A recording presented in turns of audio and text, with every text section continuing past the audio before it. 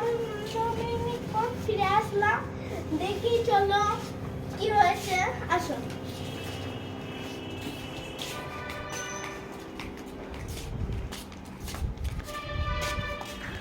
Wow, পুরো তো খাওয়ার মতো হয়ে গিয়েছে, খেতে হবে এবার।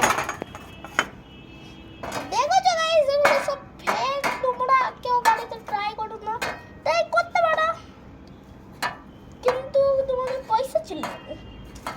তো এগুলো সব ফ্লেক, ওরা মানে আগে গ্যাসে ফ্রাই করে নেয়, তারপরে এসে এরকম করে।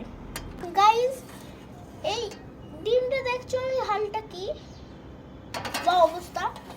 তো এইসব তোমরা না করে, এগুলো মানে ওরা সব নকল করে ফ্রাই করে আনে, তারপরে দেখায় দেখো এরকম হয়ে গিয়েছে, এরকম হয়ে গিয়েছে, কিন্তু আসলে এগুলো হয় না। এগুলো আগে ওরা ফ্রাই করে তারপর ওরকম করে। তো এগুলো এরকম না করে গরিবদের দান করো, দেখেই নিলে। এবার ওরকম না করে গরিবদের দান করো।